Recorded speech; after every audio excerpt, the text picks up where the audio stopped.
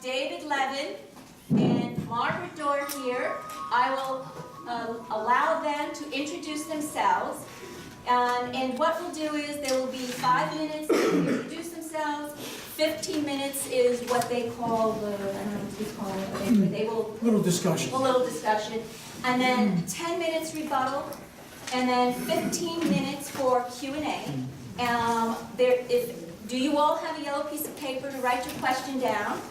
And make sure you put at the top who you want the question to be directed to. And I will hand the questions to Margaret and David, and they will pick the questions they want to answer. So that's how we're going to do this, okay? All right? So, David? On the floor. Go ahead. I didn't realize until a few minutes ago that I was going to have to introduce myself, but I'm happy to do so. And so thank you very much, Dawn, for all the organizing that you've done and for all the communications. And Margaret, I'm glad to be here with you this afternoon to do our little debate. So just a little bit about me. I'm an old guy. I went to law school with Joe Biden, another old guy, at Syracuse. Graduated in 1968. And I think it's important for you to understand that I've had a long career that has really been devoted to justice. Justice for poor people as a legal services for the poor attorney for 10 years in Rochester. Justice for prisoners in our state prisons as the executive director of Prisoners Legal Services of New York. And justice for patients as the executive director of End of Life Choices for some 14 years. I'm now the executive director emeritus and senior consultant to the organization. So for close to 50 years, I've had a career that's really been devoted to justice. I deeply care about justice for all of us, and for patients now particularly, and I hate human suffering, particularly unnecessary suffering. And health justice really demands that people who are terminally ill, people who are going to die within 6 months, have the best care possible, the best quality of care possible, and have their health care wishes respected, whatever they are. But their wishes should not be imposed in their beliefs on others who might think differently than they do. And health justice, I think, also demands that the terminally ill have access to medical aid in dying. So I've worked in this field now for the last 16 years almost, and I've spent a lot of time studying a whole variety of end-of-life issues. And I think I've developed a good deal of expertise. And my organization, End of Life Choices New York, is one that really promotes the best quality of care for people at the end of their lives to ensure that people have the best deaths possible. Medical aid in dying is part of that, but it's really a pretty small part, frankly. We spend a lot of time counseling patients, talking with people about advanced care planning, giving lectures on these issues, counseling patients who are near or at the end of their lives, or thinking about how they might want to die, under what circumstances, so that people can control the timing and circumstances of their deaths. We've worked hard to get legislation passed in New York and have been pretty successful on palliative care laws. I initiated the Palliative Care Education and Training Act in New York, which was passed a number of years ago, and now there is a Palliative Care Council which was established, consisting of some of the leading palliative care doctors who are educating other doctors and nurses and social workers and those working in the palliative care field to hopefully ensure that people have the best deaths possible. And palliative care actually goes beyond just people who are dying, because it really can be offered at any time. And hopefully you all know what palliative care is, which is really a process by which an interdisciplinary team works with a patient and their family to hopefully ensure that the patient and families are having the best quality of life possible as the patient is seriously ill, not necessarily terminally ill. I initiated the Palliative Care Information Act, which now requires, for 7 years, that physicians or nurse practitioners, whoever the attending healthcare practitioner is, must offer to provide information and counseling to dying patients on their palliative care and end-of-life options and the alternatives that are available to people and the risks and benefits of all those options. So again, that people will be properly informed so that they can make informed decisions for themselves on the end of their lives. This is really important stuff. So let me just ask you folks, how many of you have a healthcare proxy? Well, about a third of you do. I brought a bunch of them today because, honestly, if you want to get your healthcare wishes respected, whatever they are, you need to have conversations with your loved ones and appoint someone who you trust and who will be a good advocate for you to be your healthcare agent. It's really, really important, and something which too many of us have not done. So that's something that my organization focuses on.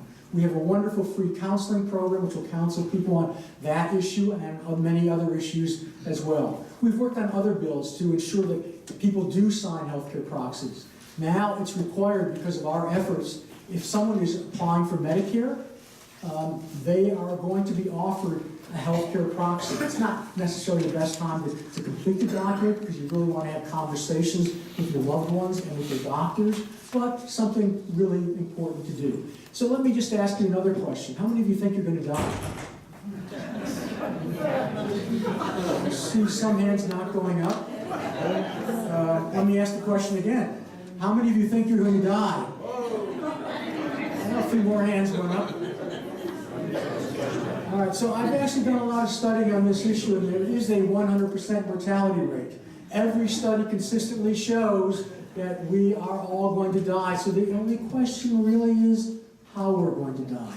And who's going to make that decision, how it's going to be made, and when it's going to be made, and are we going to have control over our own dying process? So I'll stop here with introducing myself, and thank you very much for the opportunity to speak today.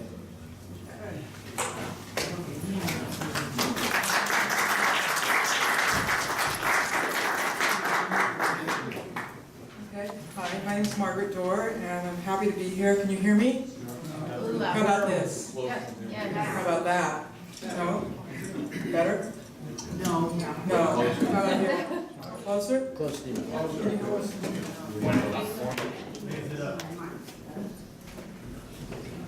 How about that? Not enough. Is it on? Maybe it's not on. It's on. Right there? Right there? Okay. I'll do my best. All right, so my name is Margaret Dorr, and I am an attorney. You know, I'm sleep deprived here, so I'm often slow getting started. I'll get going. Okay, so I'm an attorney from Washington State, where assisted suicide is legal. I am also president of Choices and Illusion, a nonprofit corporation opposed to assisted suicide and euthanasia worldwide. I'm also going to do something new for me, which is to make an introduction that's more about me, which I haven't done before, so if it doesn't go so well, please, we'll just see how it goes. So, I grew up in a political family. My father was a Democratic state senator. My mother was a member of the Young Republicans in the eastern part of the state. So, that's the more conservative part. So when she married my dad, she had to switch parties. Okay. When I was 4, my sister died of crib death, SIDS, sudden infant death syndrome, and part of the reason that many of you know what that is because of my parents. After my sister died, my mother started a parent group, and my father put through legislation for a systematic study of why it was happening. Today, the incidence of SIDS is way down, but they still don't know what causes it. They know risk factors. So, growing up, we were always campaigning for something, SIDS or something else that my parents were working on. And so, my dad would be running for office. And so other kids went camping, and we went to Democratic picnics. My father's father died when he was 7, and my father contracted polio, and with very uncertain prospects for recovery. He was in a body cast for a year, but then he did recover, and he ultimately became the Chief Justice of the Washington State Supreme Court. And if I'd like you to think, just something that I was thinking about last night, if there had been a right to die, would that have happened? that he would have become the Chief Justice of the Washington State Supreme Court. But that's not why or how I got involved with the assisted suicide euthanasia issue, which some of you might call the right to die issue. In 2008, just about 10 years ago, a friend dragged me to a meeting at a local bar association about Washington State's assisted suicide law, and which was then proposed as a ballot measure in Washington State. It was explained during the meeting that our proposed law was based on Oregon's law, and also as an aside, the bill that Mr. Levin is promoting is also based on Oregon and Washington's law. So I'm at this meeting, and one of the speakers starts stressing that only the patient and no one else would be allowed to self-administer the lethal dose. And I had just had a medication issue in my practice that made that seem not true. And so without thinking, and in a big loud voice, I said, "I don't think so." A few minutes later, like 2 minutes later, there was an announcement that the meeting organizers were going to take a vote on whether or not this should be endorsed by that little local bar. Okay, anyway, they asked for the no's first, and I was one of three of them, so I'm going to speed ahead. Because of that experience, I was kind of embarrassed that I was outvoted 20-3. I looked at the bill, and yes, it did allow self-administration, but it was specially defined to allow someone else to give it to you. It was complete BS. And in Oregon, my last comment will be, that has been promoted as requiring self-administration. And I would encourage you to put a copy of the bill in your browser and do a word search. It's not there. It's complete propaganda. Don't be fooled. Thank you.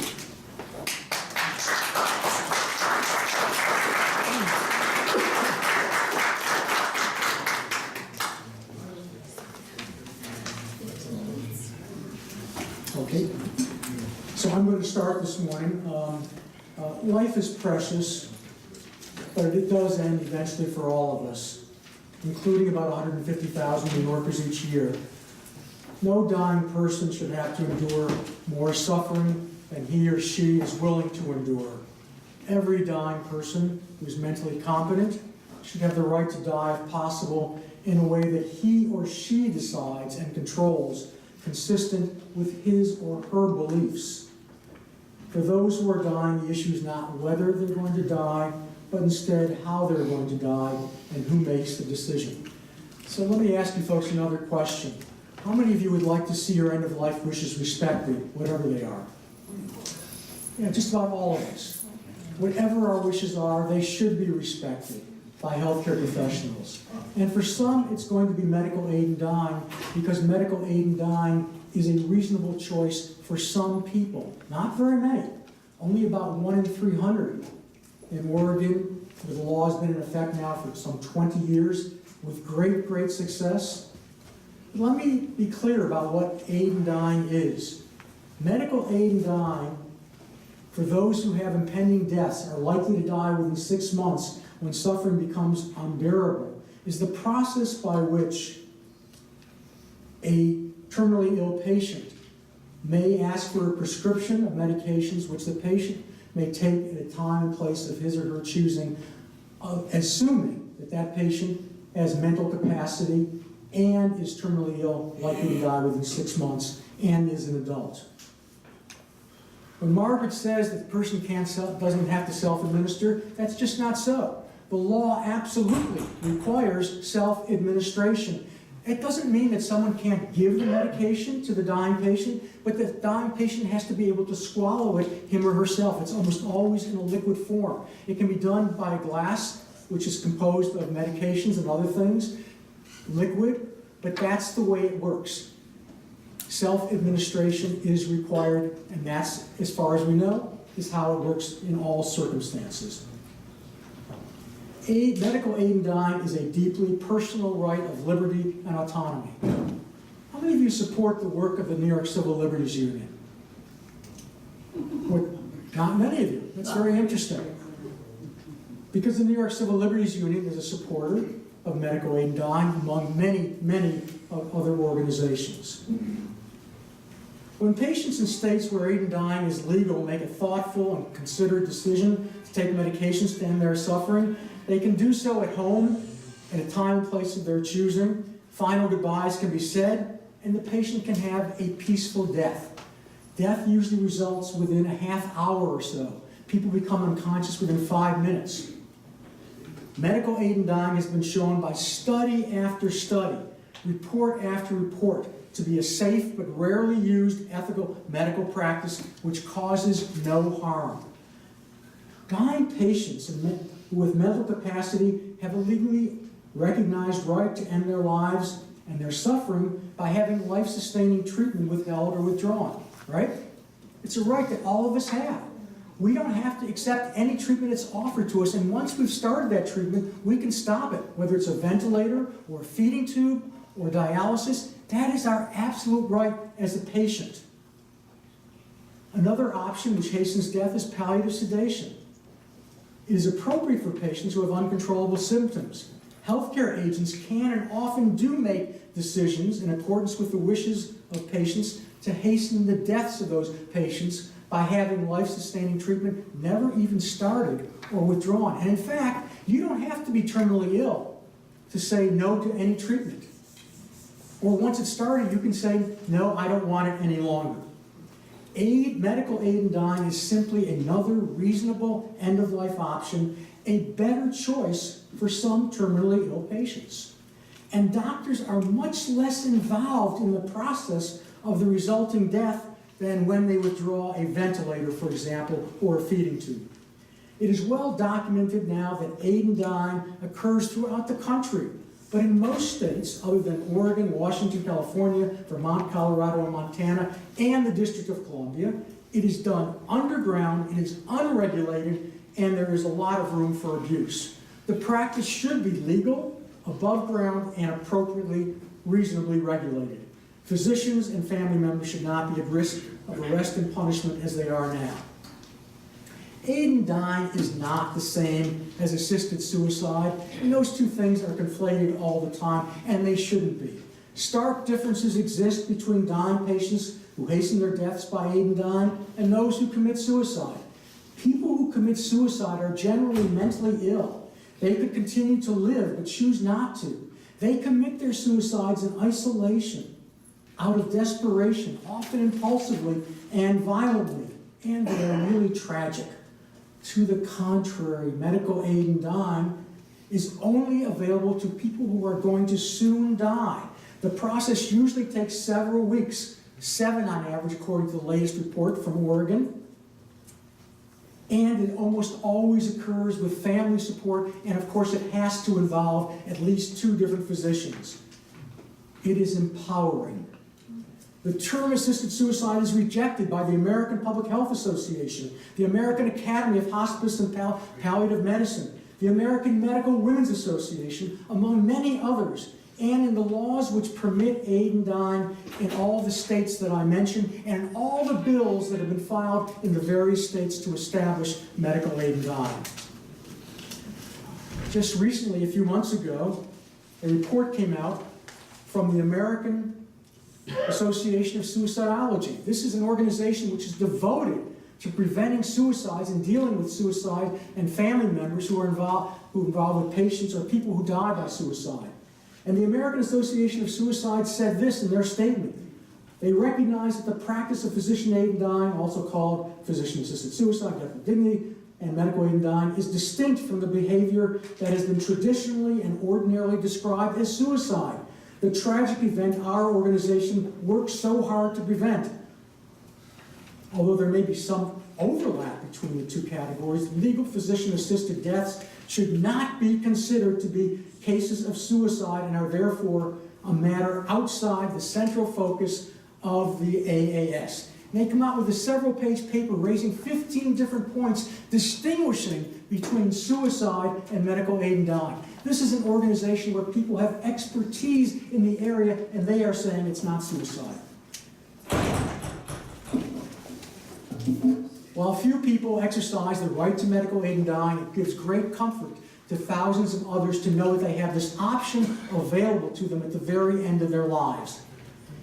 And I can tell you that during the course of the last 40 years cumulatively from all the various states which have had laws enacted or allow medical aid in dying, there have not been any significant problems which have arisen. Margaret will probably talk about a few cases. Yeah, there may be cases, and we can talk about those cases because I can tell you the facts are disputed. But there is no disproportionate impact on vulnerable populations, nor is there any evidence of coercion or abuse. There is evidence, according to one study, that family members of those who request aid in dying feel better prepared and accepting of the death of the patient, and that there are no negative effects. And for those people who go through the process and actually end their lives with medical aid in dying, it is shown that they have at least as good, if not better, deaths, according to one study. And think about this. We want everybody to be in hospice if possible at the very end of their lives, getting the best quality end-of-life care. About 90% of those who end their lives by using medical aid in dying are receiving hospice care, the gold standard for end-of-life care. Almost all have health insurance, and most are college educated. There is no evidence of any slippery slope. This is only for people who are terminally ill, and that's why it's really difficult to get laws enacted in this country. So we're not seeing anything going beyond the terminally ill in this country, and it's not going to happen, I can tell you, certainly not in the near future. The medical aid in dying law works so well in the state of Washington, a comprehensive regional cancer center in Seattle implemented a program for patients who might want medical aid in dying. And what they found after studying the issue carefully over a few years, overall, our Death with Dignity program has been well accepted by patients and clinicians. But you know, as good as hospice care is, it's not enough. Hospice care isn't enough for all the dying. This is an article written by the former executive director of the Oregon State Hospice Association, where she served for approximately 15 years. She was opposed to medical aid in dying when it came on the ballot initiative in Oregon in 1997. She said, however, I came to realize that it was arrogant of me to believe that hospice and palliative care professionals could meet all the needs of the dying. Oregon is consistently rated among the best states for providing hospice and palliative care. Yet even with the best care, some patients will suffer intolerably and want the option to take prescription medication to die painlessly, peacefully, and quickly in their sleep. And then what she says, today I am convinced that medical aid in dying can be and is practiced responsibly in Oregon. That explains why Oregon's law is the model for subsequent laws or legislation in 30 states. And finally, she says, while some healthcare professionals expressed fierce opposition to medical aid in dying prior to the law changing in Oregon, since then, those voices have softened in the face of indisputable evidence, and no representative medical organizations called for the law to be repealed. In fact, medical organizations now are increasingly either becoming supportive or neutral on the issue. 10 state medical societies just in the past year, including the New York State Academy of Family Physicians in New York, which has taken a position in favor of medical aid in dying, along with many other organizations, including the New York State Senior Action Council and a disability rights group, the New York Association of Retarded Citizens. 77% of New Yorkers support medical aid in dying, including a majority of Catholics. That's not true. Yes, it is true. According to a poll that was done, I have the poll right here, the Eagle Point Strategist poll that was done in 2015. If you have a question about it, you can ask the question. It says right here about Catholics, and I'll give you the statistics. Definitely yes. 63%, probably yes, 12%, probably no, only 3%, definitely no, only 15%.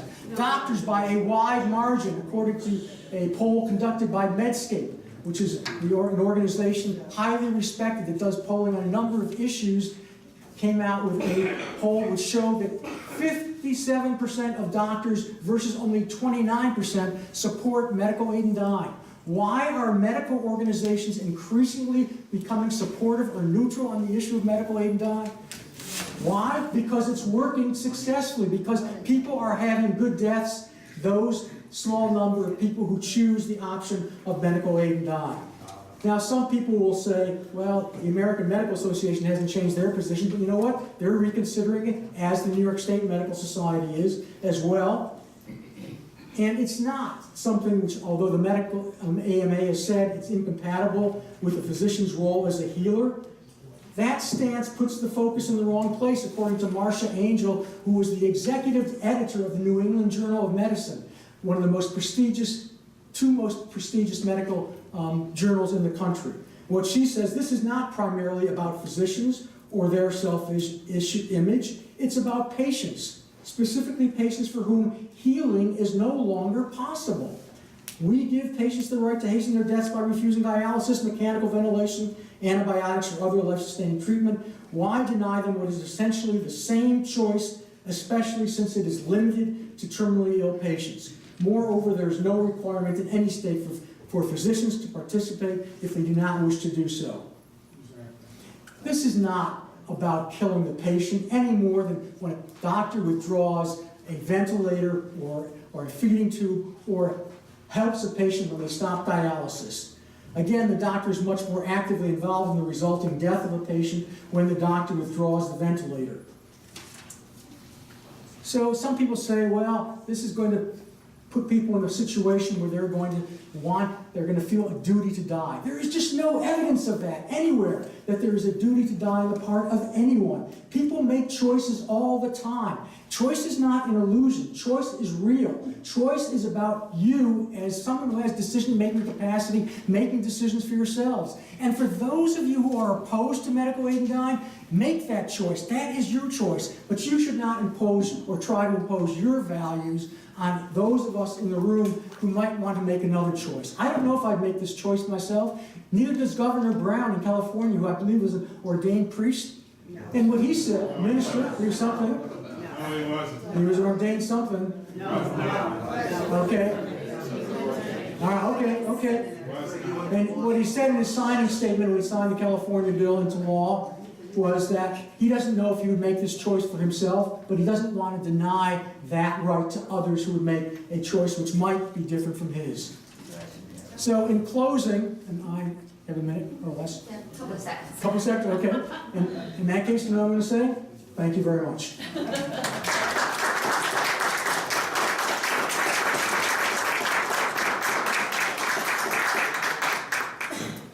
Okay, so now it's my turn to talk, and I just want to get a couple of definitions. Can you hear me? Yeah. Okay, so suicide. Let's be clear. Traditionally, what does this mean? Boom. Okay? Assisted suicide. He gives me the gun. Boom. Euthanasia. He comes over and he does it to me. So that's the difference between those terms. Those are the traditional terms. The other side doesn't like to use them because it kind of makes it too clear what we're talking about. So, aid in dying. First of all, I forgot to tell you from my intro that I have an article here about Washington's law. If you're interested, it talks about self-administration in Washington. Mr. Levin is correct that in the New York bill, self-administer is defined to mean self-administer. But the bill also has some other provisions, for example, I won't get too legal, that take that away to allow someone else to give it to you. And but anyway, aid in dying is a traditional euphemism for active euthanasia. And so this was what they were using in the 90s and the 80s. This is the Model Aid in Dying Act from Aid in Not, and the subject, you'll see active euthanasia is what it's about. So that this is a historical document. This is what aid in dying means. So the other problem with the term aid in dying is misleading because the bill, the New York bill, Washington, Oregon, they don't require that they also apply to non-dying people. And that's true for a couple reasons. So it's a 6 months to live criteria. Well, someone with 6 months to live, I mean, doctors can be wrong, and that's for true reasons. There could be two main reasons. There could be actual mistakes. You know, the test results got switched, kind of like babies getting switched. Or just because it's an estimate in a lot of types of diseases. So a few years ago, I was met at the airport by a gentleman who'd been diagnosed with ALS, Lou Gehrig's disease, when he was 18, and given 3 to 5 years to live, at which time he would die by paralysis. And at the time he picked me up, he was 74 years old, the disease has stopped on its own. I mean, I had to help him when we went out to dinner. I helped him cut his food, but it was kind of minor. Okay, so that's John Norton, and I have a press release that's one of the handouts that talks a little bit more about that. Okay, the other thing is the bill creates, the New York bill, all the bills create the perfect crime. If you think that this bill, if signing up for assisted suicide or euthanasia is going to give you choice, I've got a bridge to sell you. Okay, so consider this. You know, the cases I've been associated with, they were all voluntary signups. Think about maybe, you know, Dad just gotten the bad news. He's glad that son's back in his life. And you know, son's like, well, hey, Dad. Oh, I don't know if you heard this, but I'm a probate lawyer, guardianship lawyer. I've seen a lot of bad things. But anyway, so, hey, Dad, you know, I hate to see you suffer. Why don't you sign up just in case? Okay, just in case. And then a little time goes by, and Dad goes to the doctor again, and, oh, he's getting better. And son is like, oh, that's great, Dad. Hey, let's have a drink to that. The lethal dose is already in the house. You know, drink number 1, number 2, number 3, you know, 4 or 5 are getting pretty happy. Now there's a special drink. Okay, no more Dad. Now that scenario qualifies for self-administration under the New York Act. It says it has to be conscious. Well, in my example, he's conscious. It says it has to be self-administered. Dad's self-administered, bottoms up. But he's dead. So anyway, a good sister shows up. And I can't believe he's dead. I can't, you know. And, you know, then the death certificate will reflect a natural death. Well, I told you, here's a death certificate. It was cancer. And so that not only hides it, because the death certificate says it's a terminal illness as a matter of law, you can't prosecute for murder, even if the real facts later come out. At least that's the way the law reads. It hasn't been tested, because most people aren't even willing to complain. And that's true of elder abuse generally. The estimates are that only anywhere from 1 of 4 elder abuse cases are reported to 1 out of 24, 1 out of 40. You know, you don't want to air the dirty laundry, and it's not to bring mom back or dad. So it's the perfect crime. So I've got some other handouts to talk to you about. 4 days after the election in Washington State, our law didn't go into effect right away. It went like 3 months later. And so my friends, Juan and Elizabeth, have an elder care facility. And 4 days later, it was the adult son wanting to know how to get the lethal dose. It wasn't Dad saying, oh gee, I've got a new right to die. So whose choice will it be? Your choice or someone else? Because the law does allow legal murder, and there is a lack of transparency. Also, there's also my friend, we're not talking about dying people, for a more prominent example is my friend Jeanette Hall, who was talked out of assisted suicide in Oregon 17 years ago. This is her picture. And in Oregon, they have a little bit different. Can you hold it up? Oh.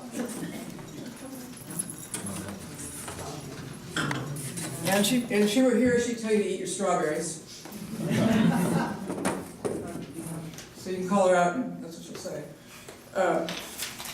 Okay, so we're not talking about dying people, so it's really not about end of life, it's about ending lives for people who aren't necessarily dying anytime soon. In Oregon, which again has a different definition of terminally ill, it's clearly determined without treatment, so that a 20-year-old with diabetes is eligible, quote unquote. And then, oh, look. Can you repeat that? Okay, in Oregon, well actually I think this probably wouldn't matter so much in New York either, but in Oregon, in practice, the 6 months to live is determined without treatment. So you've got 6 months to live if you're not treated. So if you're insulin dependent, the typical insulin dependent 20-year-old would live less than a month without treatment. So someone with diabetes, functional person is terminal. So now we're kind of getting into the slippery slope. Some of the there have been proposals to have broader definitions. In Oregon, a few years ago, there was a proposal to expand it 6 months to live to 1 year. In New Hampshire, HB 304, a few years ago, it was terminal condition, which, that if you, just so you had a statistically shorter lifespan was good enough, so anybody, a healthy person in a wheelchair statistically don't live as long. But anyway, there has been movement that way. There also, contrary to what David said, there are now proposals to force doctors to either do the assisted suicide or make an effective referral to someone who will. On choices, that's in the Wisconsin, on choicesillusion.org, pardon me? This bill does. You just said it before. Quiet, please, I'm sorry. Anyway, if you go to choiceillusion.org, which is my website, CHOICE illusion.org, and do a search for Wisconsin, you'll see the Wisconsin bill. And so the significance for me is from a patient perspective, that it means patients will not get the full information. So like with my friend Jeanette Hall, that I just held up, she came in, she was adamant she was going to do Oregon's law, adamant. The doctor didn't believe in assisted suicide, but also he thought that her chances for treatment were really good. And so he stalled her over the next 3 weeks. And then eventually she changed her mind. And she's thrilled to be alive today, but he would have been risking his license if do or refer had been in place if he had done that. And I think this is an issue personal to me because a few years ago, well, more than a few years ago, I had a problem with my eyes. So I was in law school. I went to the school health clinic and I talked to an optometrist. And the problem I had is something that optometrists do a good job with, ophthalmologists don't. So anyway, the young optometrist had gotten in trouble before for giving referrals to other optometrists. And so I needed another optometrist, a specialized one. And he even knew who some were. But he didn't tell me because he was afraid about getting in trouble with his superiors. So I ended up spending 6 months trying to, and eventually find a guy that he already knew. And I mean, patients have the right to know. We all have the right to know. And these laws take it away from us, including the definition of informed decision, which is in all of the bills, which leaves out, it says the patient has the right to know about all their options, including hospice and palliative care, blah, blah, blah, all options having to do with death and dying. In the bill, it does not say that you have a right to know about options for, possible options for cure or to extend life. And in fact, I helped draft a bill a couple of years ago in Washington State to just add that to our Death with Dignity Act, Washington's Assisted Suicide Act, that the patient would also have the right to be told about, possible options for cure, extend life. And the Compassionate Choices, the people on the other side that are pushing assisted suicide, euthanasia, showed up and opposed the bill, and it did not pass. They do not want you to know what your options are. This is not about, these laws are not about empowering people, they're about taking power away, taking away our right to know. And that obviously makes me personally mad because it happened to me. Okay.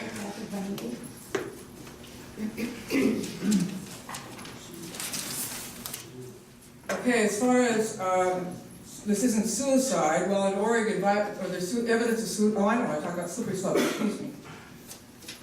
Okay, so this is one of the handouts that's on the table, and it's an excerpt from a Seattle Times article about 3 years after our law was passed in Washington State. And this is Seattle Times, our largest paper, with a suggestion of euthanasia for people who didn't save enough money for their old age. Okay, so if you care about poor people, don't let this get going. You care about people that have a little money in the bank, don't let this get going. Because they're all at risk, all of us are at risk, but for different reasons. And it's not a matter of vulnerable populations, it's a matter of vulnerable, well, no one wants to think they're vulnerable themselves. Okay, I've got 3 minutes left. Let's see. Oh, as far as suicide, I've had 3 traditionally suicidal people call me, wanting to know how to use Oregon or Washington or one of these acts because they want to kill themselves. The first guy was 27. He had a previous suicide attempt using a car and a hose. He was, the classic suicidal guy. The next one was 50. He had a tragic event. He blamed himself. I think he was trying to atone for it. Perfectly healthy. And then the most recent one was in his 30s and was just really depressed. And so when they call me how to do it, I instead ask them, well, what's going on? Try to get them to laugh or something, you know. And then, so far, they're all alive as far as I know. But, you know, okay. So, let's see. All right, so I guess I will, I don't know if I have one more thing to say.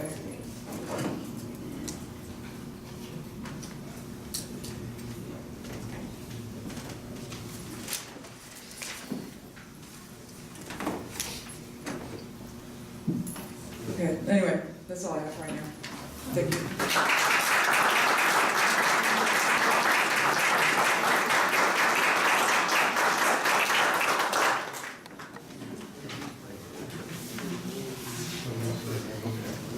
I'm sorry. I'm waiting for your son. Okay, so now is your rebuttal. That is 10 minutes. Thank you, Don. So I want to respond to a few of the things that Margaret said. Estimates can be wrong, but generally speaking, doctors get it pretty close to right in terms of the 6-month longevity. And in fact, people have a right, of course, to have life-sustaining withdrawal. And people might do that when a doctor has said, I think you probably have less than 6 months to live, and the person makes the decision to, at that point, have the feeding tube or the ventilator withdrawn, even though they might have lived a little bit longer than the 6 months. And usually it's not going to be much longer, although it can be. There are rare instances when that happens, but again, this is a matter about choice. Your choice to make a decision when you think it's appropriate for you, whatever that decision is going to be, whether it's to keep on living or not to keep on living. Now, I want to respond to the issue of Jeanette Hall. Jeanette is actually proof that Death with Dignity laws work as intended. She had been diagnosed by one doctor with terminal cancer, was referred to a second doctor for radiation and chemotherapy, and then she requested a prescription for medical aid in dying, but the second doctor told her that her prospects with treatment were good. She undertook the treatment and became a cancer survivor. That's great. Both of her doctors followed the law, and a patient who was not eligible for aid in dying did not move through the qualification process or receive a medical aid in dying prescription. So the law actually worked in the case of Jeanette Hall. There are going to be a few abuses. We can't stop all abuses. But the laws in the states where medical aid in dying is legal have been shown to have those laws work as intended. Now, in terms of a referral, there is no requirement in the New York bills that requires a doctor to refer his or her patient to another doctor. What it says is, if a healthcare provider is unable or unwilling to participate, You said it. if a doctor is, no, I did not. If a healthcare provider is unable or unwilling to participate in the provision of medication to a patient under this article, and the patient transfers care to a new healthcare provider, the prior healthcare provider shall transfer or arrange for the transfer upon request of the patient's relevant medical records to the new healthcare provider. That's all that's required, just the transfer of the records, not a required referral to another healthcare practitioner. There was a bill in the Oregon State Legislature to expand the 6 months to 1 year. That went nowhere. Nowhere in this country are there any bills that are being seriously considered to expand the 6-month longevity period to 1 year.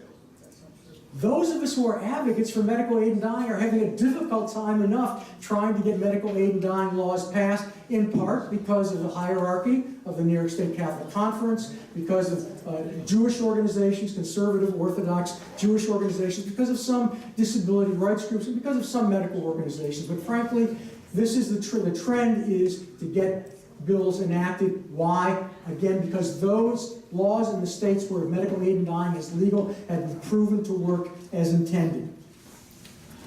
As far as self-administration is concerned, yes, probably that was a terrible situation that Margaret mentioned. Again, there are going to be abuses. There are abuses in any kind of situation under any law. We can't have perfect laws. Laws don't work perfectly. There are abuses always. But there have been very, very few, and that's why so many medical organizations are now taking a neutral, if not a positive stance on medical aid in dying. In New York, there is a law that requires that doctors talk about options. The Palliative Care Information Act, which I just mentioned to you, one that I initiated and worked really hard to get enacted. That law does very specifically require that doctors and nurse practitioners offer to provide information and counseling to a patient who is terminally ill and likely to die within 6 months of all of their options, including palliative care and hospice. Take a look at the bill. It's a 2997C of the public health law. As far as a slippery slope is concerned, there just isn't any slippery slope in the making. It's simply fear-mongering when someone raises this issue, and I'm sorry that Margaret raised it because it's just not so. It's not going to be extended to people who are not terminally ill. It's the bill, someone proposed a bill involving euthanasia for poor people. Come on. That's not the way our country works. It's not the way any state law is going to be passed. It's just not happening. And if it was going to happen, why hasn't it happened yet? We've had aid and dying laws in this country for over 20 years. So let me just talk about people with disabilities, because honestly, a concern of mine when I first started studying this issue, will they be vulnerable? Well, the fact of the matter is that there are no vulnerable populations, whether they're the elderly, the poor. People who take medical aid and dying medications are generally very well educated and in good shape economically. And in fact, 99% have some form of health insurance. But let me speak specifically to the issue of disabilities. Paul Spears was a wheelchair user. He was a former chair of the board of what was then Compassion and Choices of New York, but he was a wheelchair user for a number of years after he'd fallen off a horse. He was also a forensic neuropsychologist. He was on the faculty of the Boston University School of Medicine and at the Massachusetts Institute of Technology. This is what he had to say. As a wheelchair user, the principle of choice is one that is very important to me. It is also the driving force in the core principle of the Americans with Disabilities Act. Those in the disability community will get no argument from me that the disabled are often viewed as having an existence that others may not feel is worth living, that we are more vulnerable to discrimination and have been discriminated against by many institutional groups, including the medical profession. And just parenthetically, let me say, I know, having worked with many people who are disabled, that the disabled still are viewed sometimes as having less value than others. Nobody should be viewed that way, obviously. But this is a matter of choice for someone who's terminally ill and mentally competent, regardless of whether they have a disability. So what Paul Spears said before he died some years ago, some seem to fear legislation similar to the law in Oregon because they believe it will invite further discrimination. Indeed, many people will choose to end their lives because of the very limitations or handicaps that many Americans with disabilities live with every day. I will not dispute this. But he says, if I should face such a scenario in the future, meaning if I were terminally ill, and I were to lose what little control I have left over my body, then I still will want the right to make a choice. But it would be a choice that should only be available to me if I carried a terminal illness. It might not be your choice, or that of 10 other people with disabilities, or who use wheelchairs, but just as I would never presume to make a choice for you, please do not presume to make a choice for me. You do not have to somehow protect me from myself, from others, or from society just because I am a wheelchair user. I prefer to protect myself. And that's what medical aid and dying is all about. It's about you making choices for yourself, whatever that choice is. And if it's for medical aid and dying, that should be your choice if you are mentally competent and terminally ill, as determined by 2 different doctors.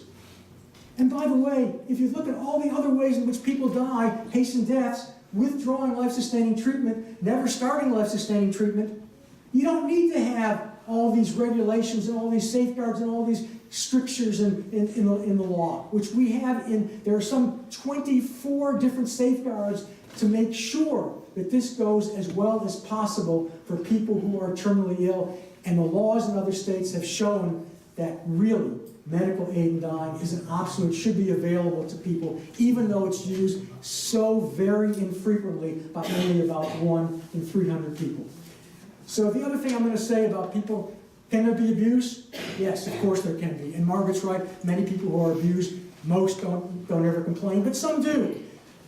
The head of the Oregon Disability Rights Oregon, the executive director said in a letter 2 years ago, February 2016, DRO, meaning Disability Rights Oregon, the Protection and Advocacy Agency for People with Disabilities in Oregon, said, DRO has still not received a complaint of exploitation or coercion of an individual with disabilities in the use of Oregon's Death with Dignity Act. That's really important to show that there just aren't people that are complaining out there. There's never been a case which has been won by anybody. There's never been a complaint filed which has been verified and vindicated in the courts or any complaint board to show that there have been serious problems with medical aid and dying.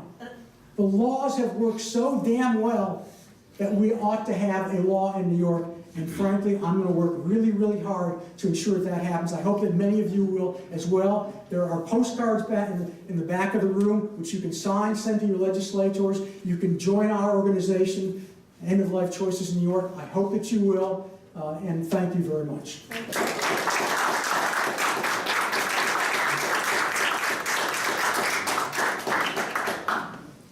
Okay, so I've got how many minutes left? I get, like, say, I go 10 back. minutes for your rebuttal.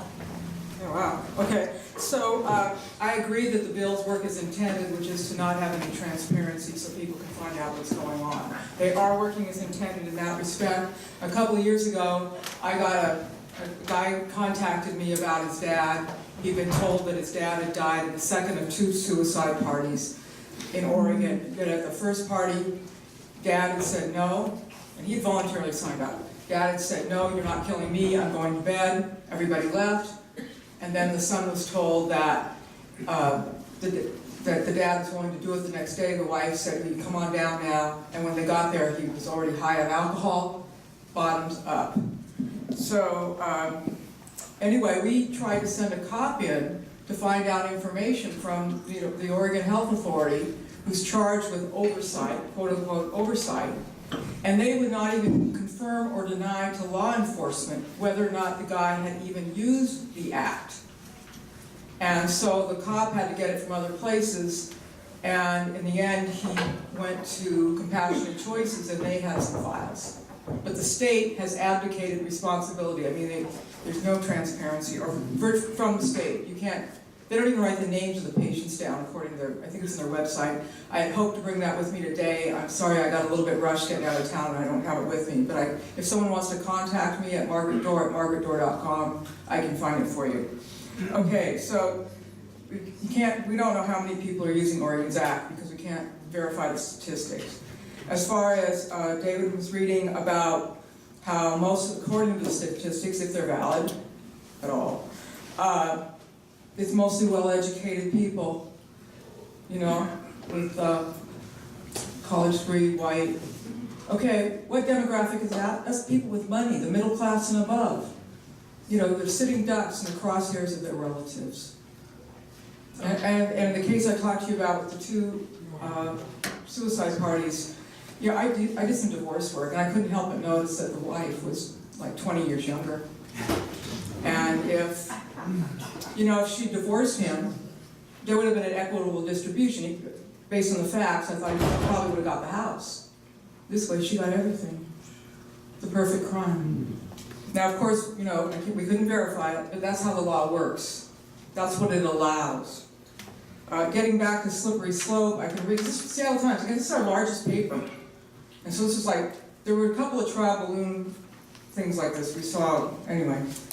It says, some readers were unsympathetic. A few suggested that if you couldn't save enough money to see you through your old age, you shouldn't expect society to bail you out. At least a couple mentioned euthanasia as a solution. Nobody talked like that before our law went through. Okay. So Wisconsin does have do or refer. Again, it's on my website, www.choicesolution.org, and just do a search for Wisconsin. Because I don't have any posts in Wisconsin, so it should come right up. Yes, there is abuse with hospice and palliative care, and I have seen terrible things with that. I mean, people call me. One month I was in, I don't know why, but I was in Montana. I got like 7 calls of people talking about their relatives in the hospital being pushed to death under hospice, or being starved to death and having terrible, terrible deaths. As opposed to in years past, you just let people live, you know, why don't you feed them? I mean, starvation's a horrible way to go. Let's see. Also, self-administer doesn't mean voluntary. That's different. So, for example, in the one with the 2 suicide parties, or in my example, you know, Dad self-administered. He was drunk. Not answer questions right now. You gave this example of the son who toasted his father's good fortune, and let's have another drink, and another drink, and another drink, and when it came to the last drink, it was toxic. Whatever he put in it, I don't know. It's Did typically he $2 if I want to poison my father, do I need this law? Can't I just have a toast and drink to his health, and have another drink, and have another drink, and have another drink? How does the law become responsible for my wanting to poison my father by drinking him to death? That's I a don't good see that the question. law is Yeah, connected. answer, that's a really good question. Okay, so the difference is that if you just poison your dad, someone could find out, and you could be prosecuted, especially if there was suddenly a natural will or something. Okay, someone could figure it out. But with the Death with Dignity Acts, the Oregon Washington laws, and the proposed New York law, the death certificate instead will reflect terminal illness as the cause of death as a matter of law, which makes it that you can't prosecute. And that's the difference. So that's what creates the perfect crime. So, I mean, there's a lot of elder abuse out there, a lot of abuse of younger people too, but at least there's potential. There are penalties. Sometimes people get in trouble, sometimes they're convicted, and that's at least some deterrent to taking advantage of people. But this is just a total, you know, stay out of jail free card. So that's the difference. That's the difference. This is, you said that doctors are withdrawing care now in the shadows. I don't think they're doing it in the shadows. This is above, the law requires that people have an absolute right to reject treatments at any time. And as far as medical aid in dying is concerned, yes, there's a study that was reported in 2004 which showed that this is going on in states where it's not legal as much as in states where it is legal. So isn't it time to bring this above ground, regulate it, and make it legal? Yes, sir?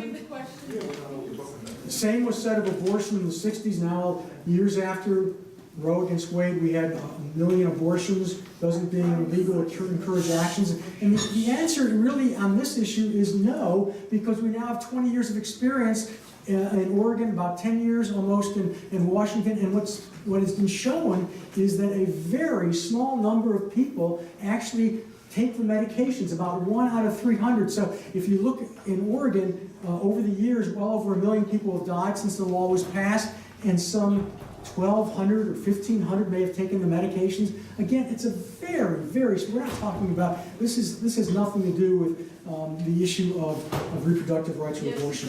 Okay, so this is about your choice here. Your choice as an individual for yourself. It doesn't affect anybody else, even if you consider the fetus to be a human being, and we're not getting into that debate today. So, okay, for me, I'm sorry, do you want to go next, Mark? Yeah, let's go with every other one. I think, is that right? I'm just trying to read them, thank you. Go ahead, you might as well. Yeah. Continue, go ahead. Yeah, Okay, it's for David. How many people have used assisted suicide before and after the law was passed? Have the numbers increased? I suspect the numbers, I don't know before because it was being done underground, but the studies show that in several states in the western part of the country that it was going on about as much as in states where it's legal. Have the numbers increased? Yeah, they've increased some over the years, no question about it. It started off, but still, again, it's only about 150 people, I think, in Oregon just last year used the law out of 30,000 who died in Oregon last year. So it's still hardly anybody. And then what's to stop insurance companies from refusing to pay for treatment and instead offering to pay for assisted suicide only? You know, that happened once or twice. There were mistakes made. They were corrected. But frankly, this is, you know, people, if they're in hospice, they're hardly paying anything anyways. This isn't about cost to people because Medicare covers it for people 65 and over, and 99% of people have insurance. So we're talking about a very minimal cost, regardless of how where people are when they die with medical aid and dying. Again, 90% in hospice, at least in Oregon, over 70% in Washington. Does the person who takes advantage of aid and dying void his insurance policy? The answer is no, they absolutely do not. What is the legal status of physician-assisted suicide in other countries? It's legal in some other countries. In some other countries it goes further than what we have in New York. The Netherlands, Belgium, now Canada by a Supreme Court decision. There's one South American country. The laws are very different in these various countries because we have different cultures and different experiences. And so, whereas the law goes further in some of these countries, again, there's no movement to make the laws go further in this country, and it's so unlikely to happen given the political divisions that even though a majority of Republicans support medical aid and dying in New York, the vast majority of Republican legislators are opposed to it. Are you ready, Margaret, or do you want me to keep on going? Why don't you go to 7.5 minutes, and then she'll take the rest. Okay, well, all right. Or you want to go? Well, I can, Just want to take 3 or 4, just like I just want to take a few. Sure. Okay, so here's one for Margaret. Most of the examples you raise seem to use cases in which abuses or mistakes occurred or may occur as arguments against these laws. Is it fair to say you're not opposed to them in principle, but the laws in the books could be better? If a law could ensure that abuses almost never occurred, would you still oppose it? Well, I'll tell you that, whoever you are. I started out just with noticing that in our proposed law in Washington State, that there were things in it that didn't belong. Like, for example, your heir, just like in New York, your heir is specifically allowed to be one of the witnesses on the lethal dose request form. In Washington State, we have a law that makes that prima facie undue influence in the context of a will. You can kick a will out for it. And so I saw things like that, and so I was against the bill. And then as I worked on the issue more and learned more about it and saw how it affected people, I'm now against assisted suicide and euthanasia in concept, but I didn't start out that way. So I hope I've answered the Witnesses question. from the healthcare facility can't be, one of them can't be. But it's also true that for a healthcare proxy, if you want to witness a healthcare proxy, you can be an heir to the healthcare proxy document. You can't be the healthcare agent, him or herself, but you can be a witness to it. So, and again, so what? So what if the person is a witness saying that my mother has capacity? She's doing this voluntarily. What is wrong with that? Well, I'll tell you, I think in real life, You can witness it, that's true, you can witness it, just witnessing it, just a witness. Just a well, witness? in real life, conflict of interest. In real life, so older people often do things they don't want to. And if, under the bills, and I can talk more confidently about Washington, I think New York's the same. You know, someone can take, your heir can take you to the doctor, your heir can be one of the witnesses on the lethal dose request form, the heir can be standing there. All of these things are markers of undue influence that would knock out a will in Washington State.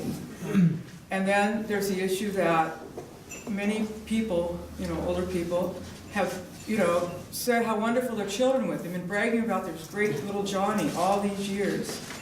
And now he's doing these things to her, and she's embarrassed. So she says nothing. And I've seen that in trials, I've seen that in real life, I've seen that. Well, think about, a lot of people might have more experience with domestic violence. you know, if a friend of yours comes in and, you know, they've got a bruise right here, and you go, what happened? I fell. Well, of course they didn't, because how would you fall to get it right there? Somebody punched her in the, you know, underneath the jaw. So that's just human behavior. So let's see. But the law says that one witness cannot be an heir or a relative. It specifically That means says- there's two though. There's two witnesses. Yeah. So the other one can be. Yeah, one can be, one cannot be. Okay, but then what if what's Is the one who is an heir going to influence the one who's not an heir? Sure, I'll split half of my inheritance with you, just sign it. Out of order. Give me a Okay. Out of order. So I would just like to say the way, maybe this will help on the witnessing. The way most wills are signed is, you know, it's time to sign the will, so we just go down the hall and grab anybody, and we get them to be a witness on the will, and the person has never met the person making the will before, and that can be the same thing with the assisted suicide law. So having witnesses isn't really a deterrent of anything, or it can be undue influence. Who is Derek Humphrey? He was the founder of the Hemlock Society. As far as I know, he's still around. The Hemlock Society he wrote that How to Commit Suicide book. Humphreys? Derek Humphrey. So the Hemlock Society is a predecessor to the current Compassionate Choices. Compassionate Choices is an heir, or not an heir, but a successor organization. Do you support expanding assisted suicide? Isn't that a slippery slope? Do you believe suicide should be legal? Well, there's nothing that prohibits suicides. If you want to commit suicide and you would even attempt to commit it and you don't succeed, you cannot be prosecuted anymore in New York or other states. So there's nothing illegal about suicides themselves. What is illegal is assisted suicide, handing someone a gun, and some people have handed people a gun possibly in situations where there's no law which allows medical aid in dying. In fact, Marcia Angel's father, Marcia Angel, a doctor, prominent doctor in Boston at Harvard, who I mentioned, was the executive editor of the New England Journal of Medicine. When her father learned that he had a terminal diagnosis in D.C., where he lived a number of years ago, he shot himself. And what Marcia says about that, if we had had a law allowing medical aid in dying in D.C., I'm sure that day would not have been his last day. He would have talked with his wife and his daughter, and maybe at some point he might have decided to take the medications, but instead he shot himself. And what a terrible way to find your father or your spouse dead of a gunshot wound because you don't have the right to medical aid in dying. Okay, may I comment to that? Okay, Oregon still has violent suicide since passing its law 20 years ago. Oregon has evidence of suicide contagion. Their regular suicide rate started going up, there we go, after legalizing assisted suicide. So suicide begets more suicide if you legalize this stuff. Can I respond?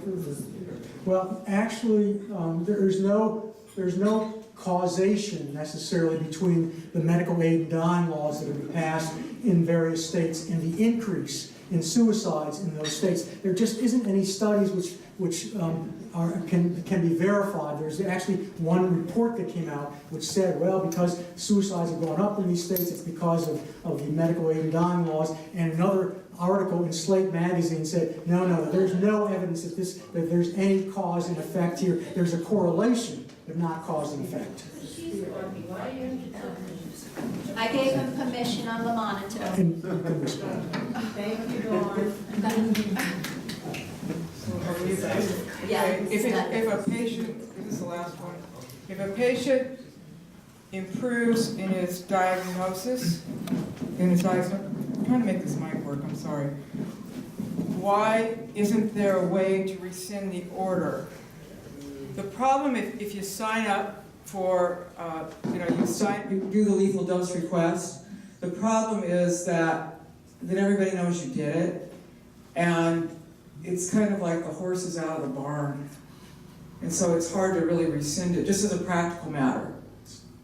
And also, Just don't do it. Just don't drink it, for God's sake. Well, someone gives it to you when you're asleep. What would prevent health insurance providers or primary use providers from abusing the Aid and Dying Act? It seems that it is far cheaper to aid a patient in death than to help them defeat their illness. The Oregon Health Authority, there was the Barbara Wagner case and Randy Stroop that were public, and it used to be more obvious that that was their official policy. It's no longer as obvious. They had certain criteria and guidelines, and I wrote it up, and I'm sorry I don't have them with me. There is a woman named Stephanie Parker, and she was offered it in California. She was offered assisted suicide in lieu of treatment. That's more recent. David? I'm sorry, there are about 10 pages here of questions I can't answer because it must go on beyond the time. But the next question is it fair to say that your organization, your organization, considers autonomy above the highest, autonomy choice, the highest human value, ahead of kindness, love, sacrifice, creative problem solving, and compassion, question mark? If so, how do you see that insistence on autonomy affecting our social fabric? And the answer is, we don't have just one value which we espouse all of these values. They're all important. Compassion, kindness, autonomy, they are good values that we should all be espousing, especially at this time in our social fabric and our political environment. So yes, we do espouse autonomy along with many other values. So thank